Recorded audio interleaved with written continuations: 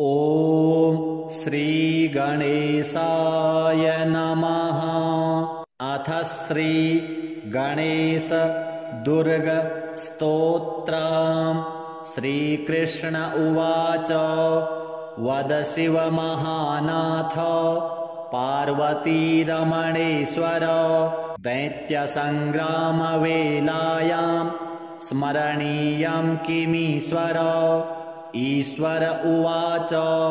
शृणु कृष्ण प्रवक्ष्यामि गुह्याद्गुह्यतरं महत्। गणेशदुर्गदिव्यं च शृणु वक्ष्यामि भक्तितः। त्रिपुरवधवेलायां स्मरणीयं कमीश्वर। दिव्यदुर्गप्रसादेन त्रिपुराणां वधः कृतः। श्रीकृष्ण उवाच। हेरम्बस्य दुर्गमिदं वद त्वं भक्तवत्सल। ईश्वर उवाच। शृणु वत्स्य प्रवक्ष्यामि दुर्गं वैनायकं शुभं। सङ्ग्रामे च श्मशाने च अरण्ये चोरसङ्कटे नृपद्वारे ज्वरे घोरे येनैव मुच्यते भयात्। प्राच्यां रक्षतु हेरम्बः आग्नेयाम् अग्नितेजसा। याम्यां लम्बोदरो रक्षेत् नैऋत्यां पार्वतीसुतः। प्रतीच्यां वक्रतुण्डश्च वायव्यां वरदप्रभुः। गणेशः पातु औदिच्याम् ईशान्याम् ईश्वरस्तथा। ऊर्ध्वं रक्षेद्धूम्रवर्णो ह्यधस्तात् पापनाशनः। एवं 10 दिशो रक्षेत् हेरम्बो विघ्ननाशनः। हेरम्बस्य दुर्गमिदं त्रिकालं यः पठेन्नरः कोटिजन्मकृतं पापम् एकावृत्तेन नश्यति। गणेशाङ्गारशेषेण दिव्यदुर्गेण मन्त्रितं ललाटं चर्चितं येन त्रैलोक्यवशमानयेत्। मात्रागमसहस्राणि सुरापानशतानि च तत्क्षणात् तानि नश्यन्ति गणेशतीर्थवन्दनात्। नैवेद्यं वक्रतुण्डस्य नरो भुङ्क्ते तु भक्तितः। राज्यदानसहस्राणि तेषां फलमवाप्नुयात्। कदाचित् पठ्यते भक्त्या हेरम्बस्य प्रसादतः। शाकिनी डाकिनी भूत प्रेतवेतालराक्षसाः ब्रह्मराक्षसकूष्माण्डाः प्रणश्यन्ति च दूरतः। भूर्जे वा ताडपत्रे वा दुर्गं हेरम्बमालिखेत्। करमूले धृतं येन करस्थाः सर्वसिद्धयः। एकमावर्तनं भक्त्या पठेन्नित्यं तु यो नरः। कल्पकोटिसहस्राणि शिवलोके महीयते। लिङ्गदानसहस्राणि पृथिवीदानशतानि च। गजदानसहस्रं च गणेशस्तवनात् फलम्। श्रीगणेशार्पणमस्तु। श्रीकृष्ण उवाच। वद शिवमहानाथ पार्वतीरमणेश्वर दैत्यसङ्ग्रामवेलायां स्मरणीयं किमीश्वर। ईश्वर उवाच। शृणु कृष्ण प्रवक्ष्यामि गुह्याद्गुह्यतरं महत्। गणेशदुर्गदिव्यं च शृणु वक्ष्यामि भक्तितः। त्रिपुरवधवेलायां स्मरणीयं कमीश्वर। दिव्यदुर्गप्रसादेन त्रिपुराणां वधः कृतः। श्रीकृष्ण उवाच हेरम्बस्य दुर्गमिदं वद त्वं भक्तवत्सल। ईश्वर उवाच शृणु वत्स्य प्रवक्ष्यामि दुर्गं वैनायकं शुभं। सङ्ग्रामे च श्मशाने च अरण्ये चोरसङ्कटे नृपद्वारे ज्वरे घोरे येनैव मुच्यते भयात्। प्राच्यां रक्षतु हेरम्बः आग्नेयाम् अग्नितेजसा। याम्यां लम्बोदरो रक्षेत् नैऋत्यां पार्वतीसुतः। प्रतीच्यां वक्रतुण्डश्च वायव्यां वरदप्रभुः। गणेशः पातु औदिच्याम् ईशान्याम् ईश्वरस्तथा। ऊर्ध्वं रक्षेद्धूम्रवर्णो ह्यधस्तात् पापनाशनः। एवं 10 दिशो रक्षेत् हेरम्बो विघ्ननाशनः। हेरम्बस्य दुर्गमिदं त्रिकालं यः पठेन्नरः कोटिजन्म कृतं पापम् एकावृत्तेन नश्यति। गणेशाङ्गारशेषेण दिव्यदुर्गेण मन्त्रितं ललाटं चर्चितं येन त्रैलोक्यवशमानयेत्। मात्रागमसहस्राणि सुरापानशतानि च तत्क्षणात् तानि नश्यन्ति गणेशतीर्थवन्दनात्। नैवेद्यं वक्रतुण्डस्य नरो भुङ्क्ते तु भक्तितः। राज्यदानसहस्राणि तेषां फलमवाप्नुयात्। कदाचित् पठ्यते भक्त्या हेरम्बस्य प्रसादतः।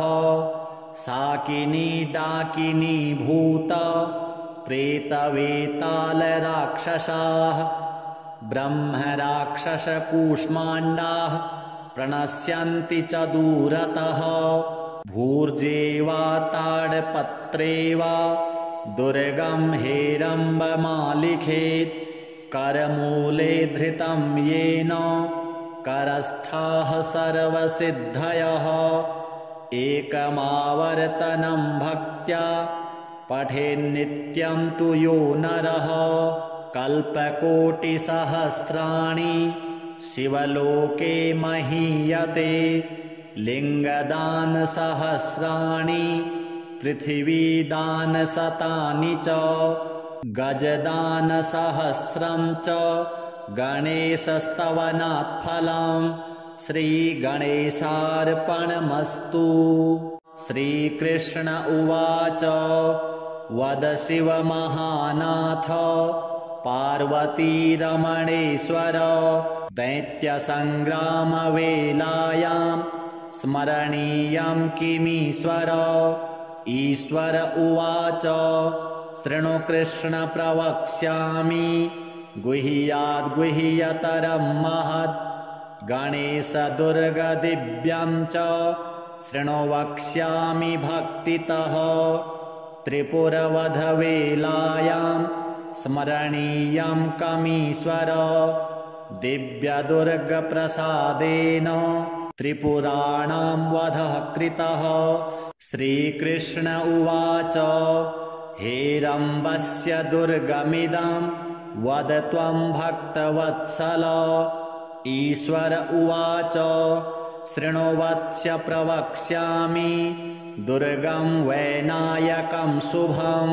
सङ्ग्रामे च श्मशाने च अरण्ये चोरसङ्कटे नृपद्वारे ज्वरे घोरे येनैव मुच्यते भयात्। प्राच्यां रक्षतु हेरम्बः आग्नेयाम् अग्नितेजसा। याम्यां लम्बोदरो रक्षेत् नैऋत्यां पार्वतीसुतः। प्रतीच्यां वक्रतुण्डश्च वायव्यां वरदप्रभुः गणेशः पातु औदिच्याम् ईशान्याम् ईश्वरस्तथा ऊर्ध्वं रक्षेद्धूम्रवर्णो ह्यदस्तात्पापनाशनः एवं 10 दिशो रक्षेत् हेरम्बो विघ्ननाशनः हेरम्बस्य दुर्गमिदं त्रिकालं यः पठेन्नरः कोटिजन्म कृतं पापम् एकावृत्तेन नश्यति गणेशाङ्गारशेषेण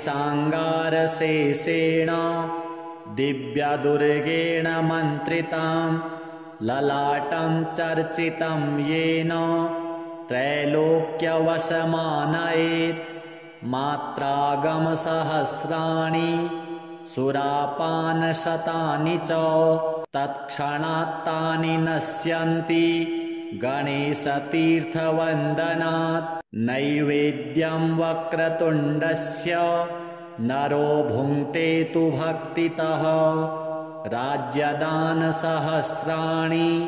तेषां फलमवाप्नुयात् कदाचित् पठ्यते भक्त्या हेरम्बस्य प्रसादतः साकिनी डाकिनी भूत प्रेतवेतालराक्षसाः ब्रह्मराक्षसकूष्माण्डाः प्रणश्यन्ति च दूरतः भूर्जेवा ताडपत्रे वा दुर्गं हेरम्बमालिखेत् करमूले धृतं येन करस्थाः सर्वसिद्धयः एकमावर्तनं भक्त्या पठेन्नित्यं तु यो नरः कल्पकोटिसहस्राणि शिवलोके महीयते लिङ्गदानसहस्राणि पृथिवीदानशतानि च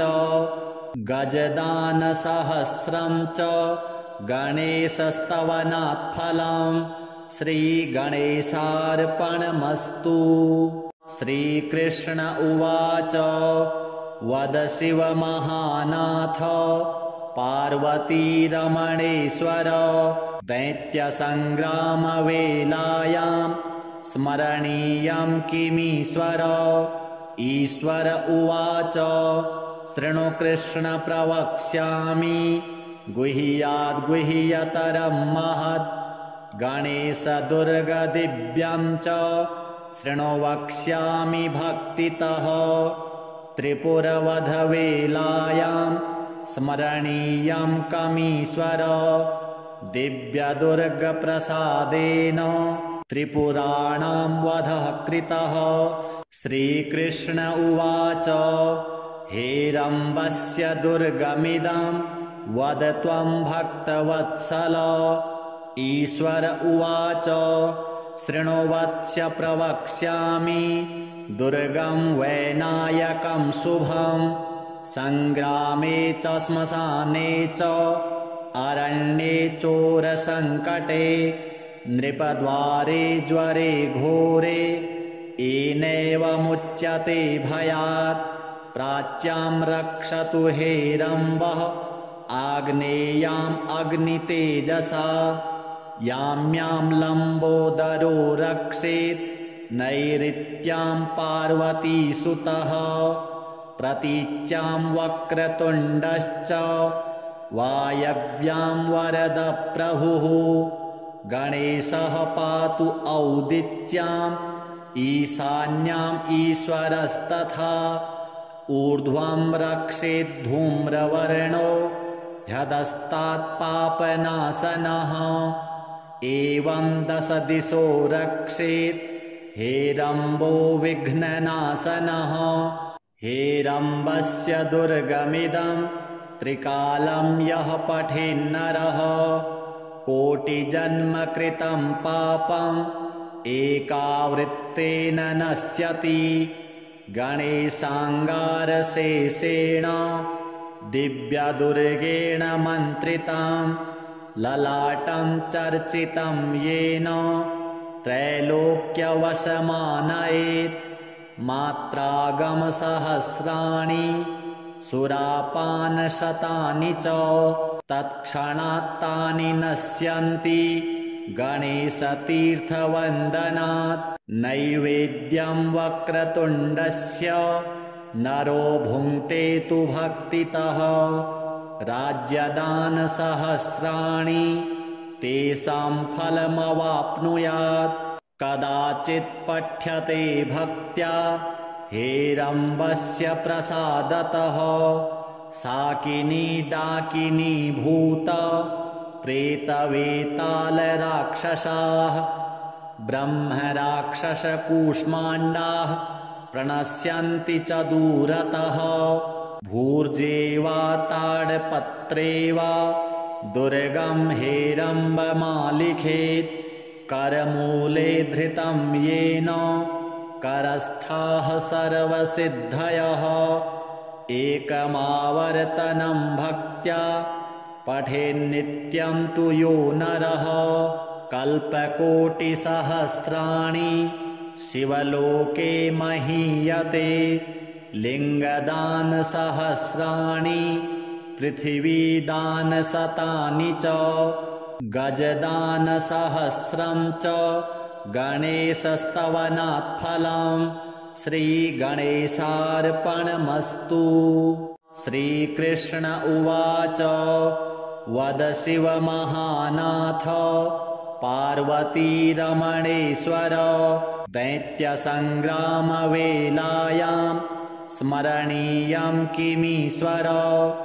ईश्वर उवाच शृणु कृष्ण प्रवक्ष्यामि गुह्याद्गुह्यतरं महत् गणेशदुर्गदिव्यं च शृणु वक्ष्यामि भक्तितः त्रिपुरवधवेलायां स्मरणीयं कमीश्वर दिव्यदुर्गप्रसादेन त्रिपुराणां वधः कृतः। श्रीकृष्ण उवाच हेरम्बस्य दुर्गमिदं वद त्वं भक्तवत्सल। ईश्वर उवाच शृणु वत्स्य प्रवक्ष्यामि दुर्गं वैनायकं शुभं सङ्ग्रामे च श्मशाने च अरण्ये चोरसङ्कटे नृपद्वारे ज्वरे घोरे येनैवमुच्यते भयात् प्राच्यां रक्षतु हेरम्बः आग्नेयाम् अग्नितेजसा यां यां लम्बोदरो रक्षेत् नैऋत्यां पार्वतीसुतः प्रतीच्यां वक्रतुण्डश्च वायव्यां वरदप्रभुः गणेशः पातु औदिच्याम् ईशान्याम् ईश्वरस्तथा ऊर्ध्वं रक्षेद्धूम्रवर्णो ह्यधस्तात् पापनाशनः एवं 10 दिशो रक्षेत् हेरम्बो विघ्ननाशनः। हेरम्बस्य दुर्गमिदं त्रिकालं यः पठेन्नरः कोटिजन्मकृतं पापम् एकावृत्तेन नश्यति। गणेशाङ्गारशेषेण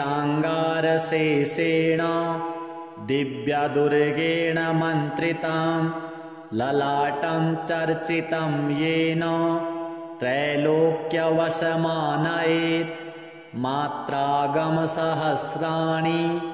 सुरापानशतानि च तत्क्षणात्तानि नश्यन्ति गणेशतीर्थवन्दनात् नैवेद्यं वक्रतुण्डस्य नरो भुङ्क्ते तु भक्तितः राज्यदानसहस्राणि तेषां फलमवाप्नुयात् कदाचित् पठ्यते भक्त्या हेरम्बस्य प्रसादतः साकिनी डाकिनी भूत प्रेतवेतालराक्षसाः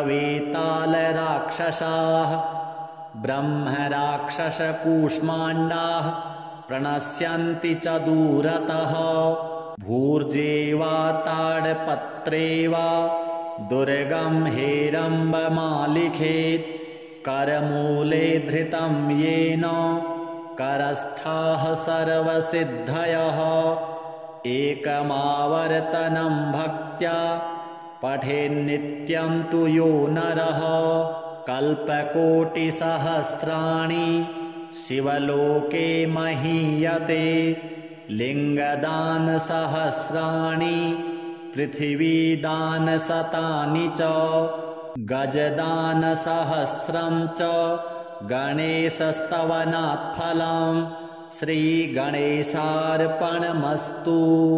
श्रीकृष्ण उवाच वद शिवमहानाथ पार्वतीरमणेश्वर दैत्यसङ्ग्रामवेलायां स्मरणीयं किमीश्वर।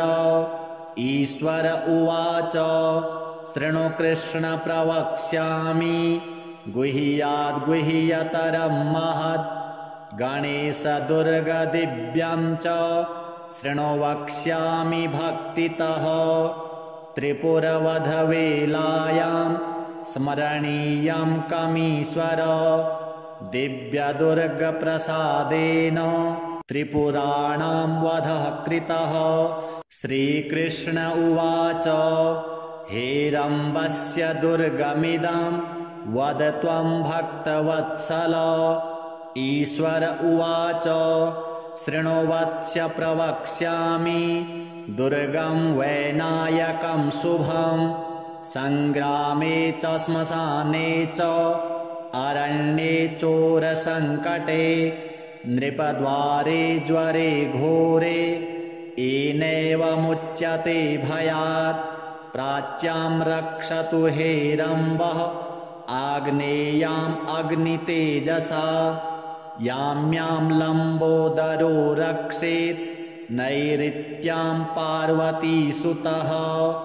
प्रतीच्यां वक्रतुण्डश्च वायव्यां वरदप्रभुः गणेशः पातु औदिच्याम् ईशान्याम् ईश्वरस्तथा।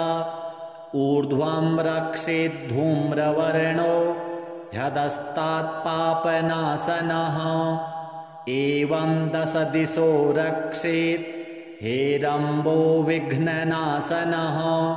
हेरम्बस्य दुर्गमिदं त्रिकालं यः पठेन्नरः कोटिजन्मकृतं पापम् एकावृत्तेन नश्यति। गणेशाङ्गारशेषेण दिव्यदुर्गेण मन्त्रितं ललाटं चर्चितं येन त्रैलोक्यवशमानयेत्। मात्रागमसहस्राणि सुरापानशतानि च तत्क्षणात् तानि नश्यन्ति गणेशतीर्थवन्दनात्। नैवेद्यं वक्रतुण्डस्य नरो भुङ्क्ते तु भक्तितः राज्यदानसहस्राणि तेषां फलमवाप्नुयात्। कदाचित् पठ्यते भक्त्या हेरम्बस्य प्रसादतः साकिनी डाकिनी भूत प्रेतवेतालराक्षसाः ब्रह्मराक्षसकूष्माण्डाः प्रणश्यन्ति च दूरतः।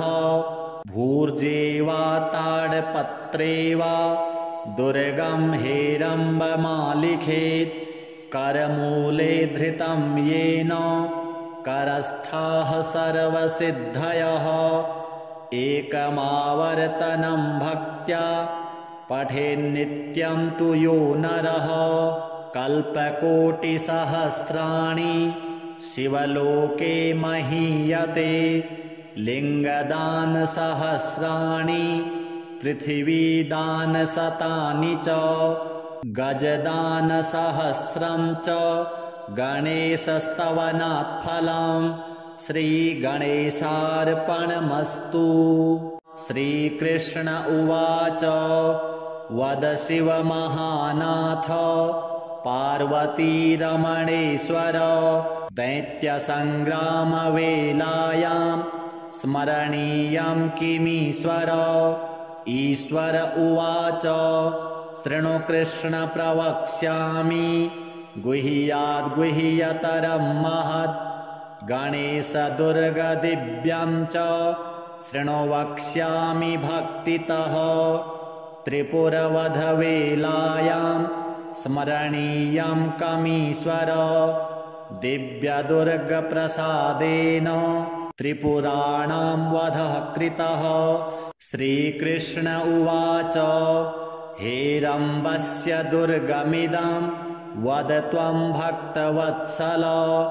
ईश्वर उवाच शृणु वत्स प्रवक्ष्यामि दुर्गं वैनायकं शुभं संग्रामे च श्मशाने च अरण्ये चोरसङ्कटे नृपद्वारे ज्वरे घोरे येनैवमुच्यते भयात् प्राच्यां रक्षतु हेरम्बः आग्नेयाम् अग्नितेजसा यां यां लम्बोदरो रक्षेत् नैऋत्यां पार्वतीसुतः प्रतीच्यां वक्रतुण्डश्च वायव्यां वरदप्रभुः गणेशः पातु औदिच्याम् ईशान्याम् ईश्वरस्तथा ऊर्ध्वं रक्षेद्धूम्रवर्णो ह्यधस्तात् पापनाशनः एवं 10 दिशो रक्षेत् हेरम्बो विघ्ननाशनः। हेरम्बस्य दुर्गमिदं त्रिकालं यः पठेन्नरः कोटिजन्म कृतं पापम् एकावृत्तेन नश्यति। गणेशाङ्गारशेषेण दिव्यदुर्गेण मन्त्रितां ललाटं चर्चितं येन त्रैलोक्यवशमानयेत् मात्रागमसहस्राणि सुरापानशतानि च तत्क्षणात् तानि नश्यन्ति गणेशतीर्थवन्दनात्। नैवेद्यं वक्रतुण्डस्य नरो भुङ्क्ते तु भक्तितः राज्यदानसहस्राणि तेषां फलमवाप्नुयात्।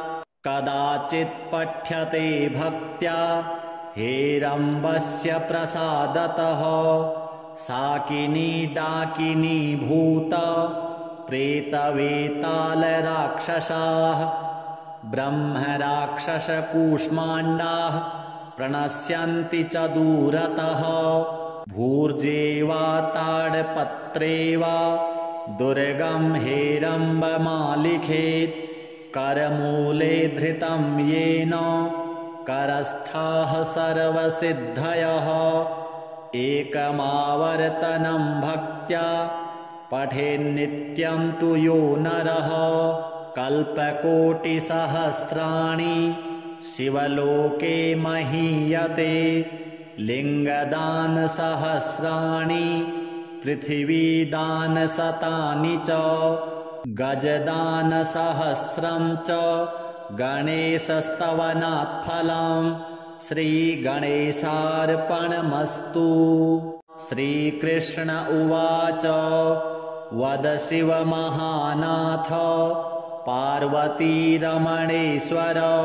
दैत्यसङ्ग्रामवेलायां स्मरणीयं किमीश्वर।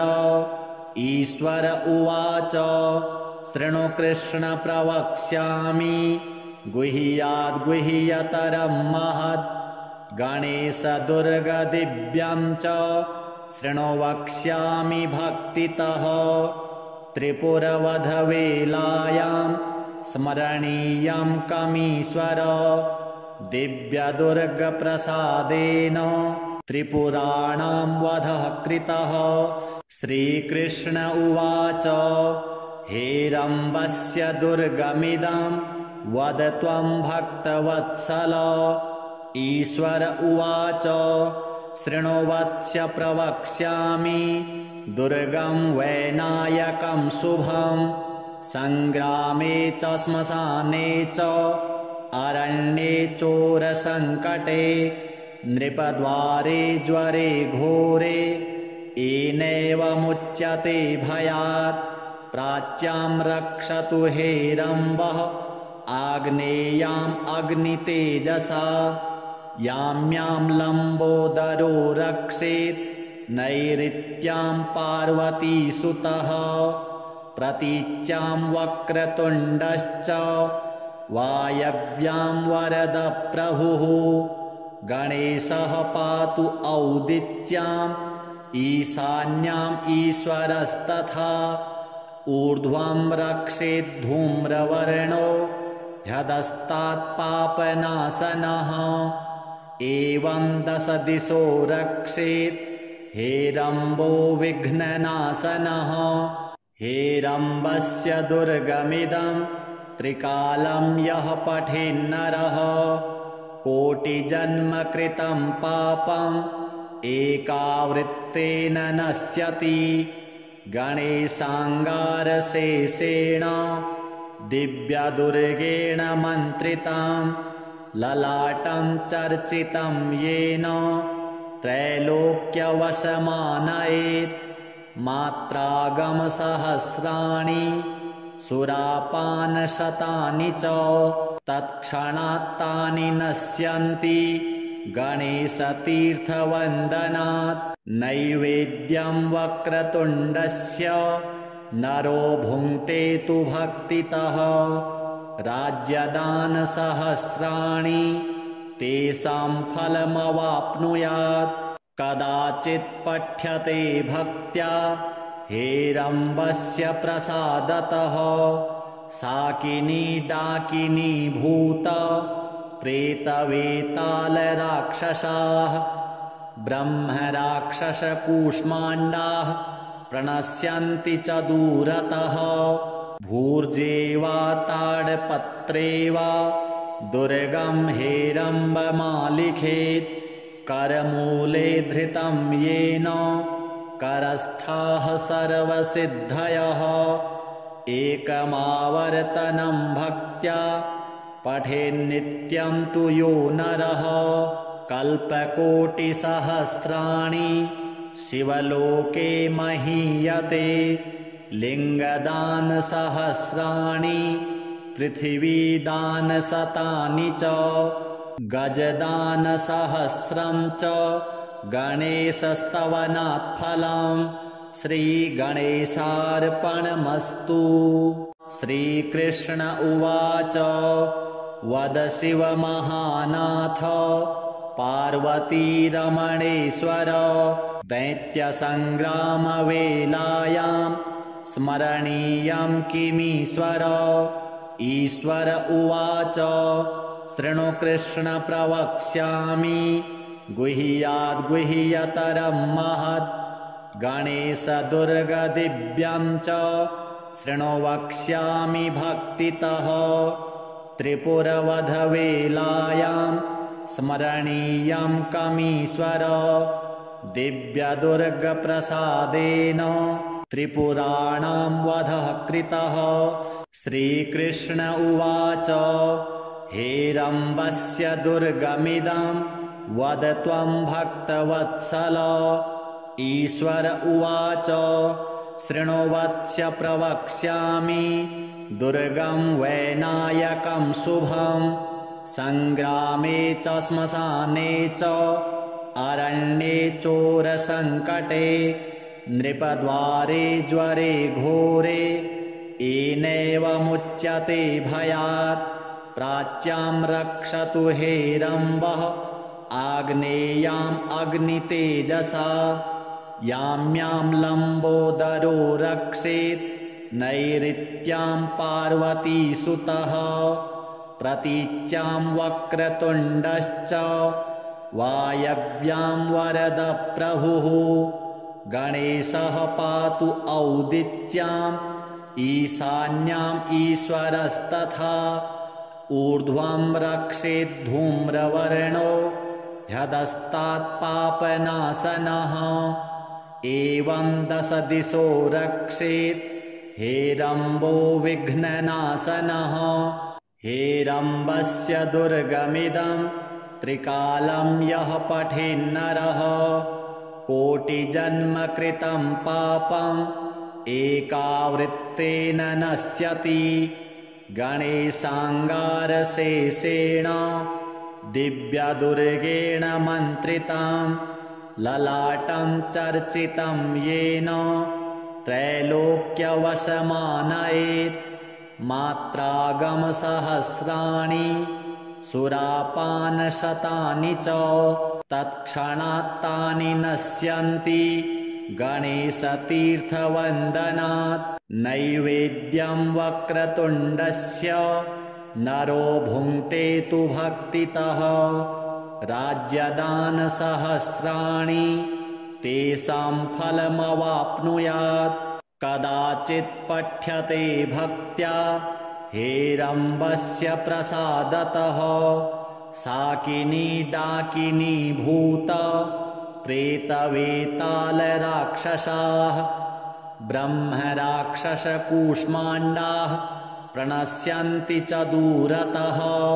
भूर्जे वा ताडपत्रे वा दुर्गं हेरम्बमालिखेत् करमूले धृतं येन करस्थाः सर्वसिद्धयः। एकमावर्तनं भक्त्या पठेन्नित्यं तु यो नरः कल्पकोटिसहस्राणि शिवलोके महीयते। लिङ्गदानसहस्राणि पृथिवीदानशतानि च गजदानसहस्रं च गणेशस्तवनात् फलम्। श्रीगणेशार्पणमस्तु। श्रीकृष्ण उवाच वद शिवमहानाथ पार्वतीरमणेश्वर दैत्यसङ्ग्रामवेलायां स्मरणीयं किमीश्वर। ईश्वर उवाच शृणु कृष्ण प्रवक्ष्यामि गुह्याद्गुह्यतरं महत्। गणेशदुर्गदिव्यं च शृणु वक्ष्यामि भक्तितः। त्रिपुरवधवेलायां स्मरणीयं कमीश्वर दिव्यदुर्गप्रसादेन त्रिपुराणां वधः कृतः। श्रीकृष्ण उवाच हेरम्बस्य दुर्गमिदं वद त्वं भक्तवत्सल। ईश्वर उवाच शृणु वत्स्य प्रवक्ष्यामि दुर्गं वैनायकं शुभं। सङ्ग्रामे च श्मशाने च अरण्ये चोरसङ्कटे नृपद्वारे ज्वरे घोरे येनैव मुच्यते भयात्। प्राच्यां रक्षतु हेरम्बः आग्नेयाम् अग्नितेजसा। याम्यां लम्बोदरो रक्षेत् नैऋत्यां पार्वतीसुतः। प्रतीच्यां वक्रतुण्डश्च वायव्यां वरदप्रभुः। गणेशः पातु औदिच्याम् ईशान्याम् ईश्वरस्तथा। ऊर्ध्वं रक्षेद्धूम्रवर्णो ह्यधस्तात् पापनाशनः। एवं 10 दिशो रक्षेत् हेरम्बो विघ्ननाशनः। हेरम्बस्य दुर्गमिदं त्रिकालं यः पठेन्नरः कोटिजन्म कृतं पापम् एकावृत्तेन नश्यति। गणेशाङ्गारशेषेण दिव्यदुर्गेण मन्त्रितं ललाटं चर्चितं येन त्रैलोक्यवशमानयेत्। मात्रागमसहस्राणि सुरापानशतानि च तत्क्षणात्तानि नश्यन्ति गणेशतीर्थवन्दनात्। नैवेद्यं वक्रतुण्डस्य नरो भुङ्क्ते तु भक्तितः। राज्यदानसहस्राणि तेषां फलमवाप्नुयात्। कदाचित् पठ्यते भक्त्या हेरम्बस्य प्रसादतः साकिनी डाकिनी भूत प्रेतवेतालराक्षसाः ब्रह्मराक्षसकूष्माण्डाः प्रणश्यन्ति च दूरतः भूर्जेवा ताडपत्रेवा दुर्गं हेरम्बमालिखेत् करमूले धृतं येन करस्थाः सर्वसिद्धयः एकमावर्तनं भक्त्या पठेन्नित्यं तु यो नरः कल्पकोटिसहस्राणि शिवलोके महीयते लिङ्गदानसहस्राणि पृथिवीदानशतानि च गजदानसहस्रं च गणेशस्तवनात्फलं श्रीगणेशार्पणमस्तु। श्रीकृष्ण उवाच वद शिवमहानाथ पार्वतीरमणेश्वर दैत्यसङ्ग्रामवेलायां स्मरणीयं किमीश्वर।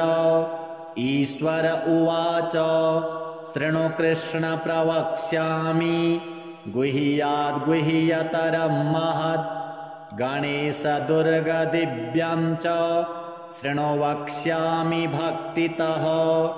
त्रिपुरवधवेलायां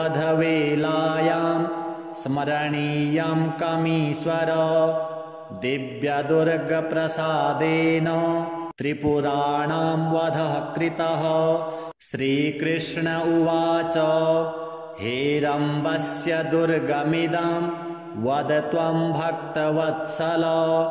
ईश्वर उवाच शृणु वत्स प्रवक्ष्यामि दुर्गं वैनायकं शुभं सङ्ग्रामे च श्मशाने च अरण्ये चोरसङ्कटे नृपद्वारे ज्वरे घोरे येनैवमुच्यते भयात् प्राच्यां रक्षतु हेरम्बः आग्नेयाम् अग्नितेजसा यां यां लम्बोदरो रक्षेत् नैऋत्यां पार्वतीसुतः प्रतीच्यां वक्रतुण्डश्च वायव्यां वरदप्रभुः गणेशः पातु औदिच्याम् ईशान्याम् ईश्वरस्तथा ऊर्ध्वं रक्षेद्धूम्रवर्णो ह्यधस्तात् पापनाशनः एवं 10 दिशो रक्षेत् हेरम्बो विघ्ननाशनः। हेरम्बस्य दुर्गमिदं त्रिकालं यः पठेन्नरः कोटिजन्मकृतं पापम् एकावृत्तेन नश्यति। गणेशाङ्गारशेषेण दिव्यदुर्गेण मन्त्रितं ललाटं चर्चितं येन त्रैलोक्यवशमानयेत्। मात्रागमसहस्राणि सुरापानशतानि च तत्क्षणात् तानि नश्यन्ति गणेशतीर्थवन्दनात्। नैवेद्यं वक्रतुण्डस्य नरो भुङ्क्ते तु भक्तितः राज्यदानसहस्राणि तेषां फलमवाप्नुयात्। कदाचित् पठ्यते भक्त्या हेरम्बस्य प्रसादतः साकिनी डाकिनी भूत प्रेतवेतालराक्षसाः ब्रह्मराक्षसकूष्माण्डाः प्रणश्यन्ति च दूरतः भूर्जेवा ताडपत्रेवा दुर्गं हेरम्बमालिखेत् करमूले धृतं येन करस्थाः सर्वसिद्धयः एकमावर्तनं भक्त्या पठेन्नित्यं तु यो नरः कल्पकोटिसहस्राणि शिवलोके महीयते लिङ्गदानसहस्राणि पृथिवीदानशतानि च गजदानसहस्रं च गणेशस्तवनात् फलं श्रीगणेशार्पणमस्तु।